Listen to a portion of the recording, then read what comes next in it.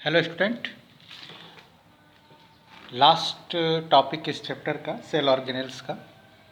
जितने भी cell organelles थे तकरीबन हमने पढ़ लिया, जिसमें हमने endoplasmic reticulum, mitochondria, lysosome, plastid, ribosome, ये सारे सेल ऑर्गेनेल्स हमने पढ़ लिए हैं। वैक्यूल्स, आज एक ये दो कहें छोटा सा सेल ऑर्गेनेल्स है जिसको कंप्लीट कर देंगे, उसके बाद ये चैप्टर जो हमारा है वो फिनिश हो जाएगा।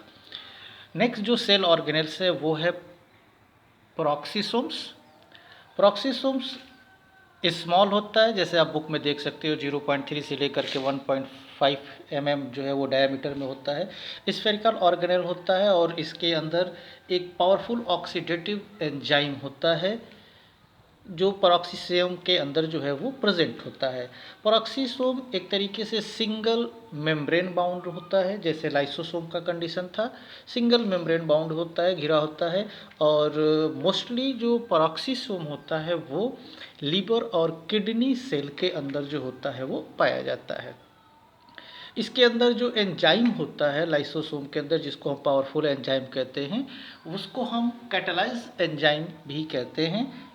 कैटालाइज एंजाइम के नाम से भी वो क्या किया जाता है, जाना जाता है। उसके बाद मैंने बताया काफ़ी छोटा सेल ऑर्गेनेल से। इसके फंक्शन पे अगर हम बात करें तो फंक्शन जो पेरोक्सीसोम का होता है वो एक तरीके से डिटॉक्सिफिकेशन या removal of toxic substance from the cell.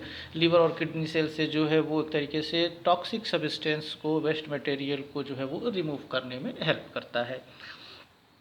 Next cell organelle जो है वो है हमारा सेंट्रोसोम। सेंट्रोसोम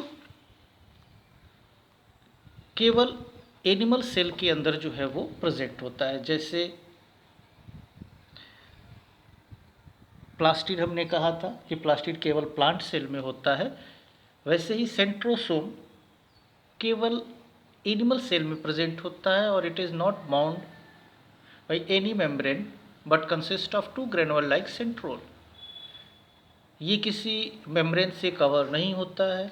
दो ग्रेनुअल या से दो एक तरीके से कहते हैं ग्रेनुअल लाइक जो है वो सेंट्रियोल से मिलकर के जो होता है वो बना होता है। डिटेल इसका भी बहुत ज़्यादा नहीं करना है। फंक्शन जो होता है सेंट्रोसोम का, वो सेंट्रोसोम का मेन फंक्शन जो होता है वो एनिमल सेल में डिवीज़न के समय हेल्प करना, यानी जब एनिमल सेल डिवाइड होता है एक से दो सेल, तो उस समय सेंट्रोसोम जो होता है वो उसमें हेल्प करता है। बस इतना ही इस टॉपिक के लिए जो है वो मैक्सिमम होता है सेंट्रोसोम क्या चीज़ है। उसके बाद इस चैप्टर का बिल्कुल end, difference between plant and animal cell, कि एनिमल और प्लांट सेल में जो है वो क्या डिफरेंस होता है, दोनों के बीच में क्या डिफरेंस है, क्योंकि हमने दोनों के बारे में स्टडी किया है। स्टार्टिंग में एनिमल सेल जो होते हैं, यानी कि एनिमल के जो जिन सेलों से मिलकर बना होता है, तो वो एनिमल सेल जो होता है वो जनरली स्मॉल होते हैं साइज़ में, और प्लांट सेल जो होते हैं वो एनिमल सेल के कंपैरिजन में लार्जर होते हैं। एनिमल में सेल वॉल एब्सेंट होता है। प्लांट के सेल में प्लाज्मा मेम्ब्रेन के बाहर उसके चारों तरफ सेलुलोज का बना सेल वॉल प्रेजेंट होता है।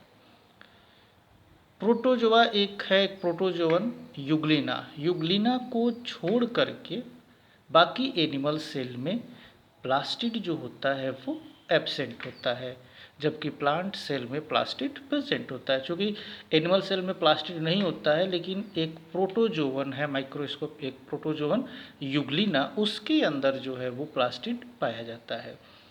एनिमल सेल में हमने पढ़ा था कि जो वैक्यूल होती है वो काफ़ी छोटी होती है और टेम्परोरी होती है, बनता है और बिगड़ जाता है। बट प्लांट सेल में मोस्ट मैच्योर प्लांट सेल है एक परमानेंट और लार्ज सेंट्रल सेल वैक्यूल जो होता है वो परमानेंट होता है और काफ़ी बड़ा होता है। Animal cell have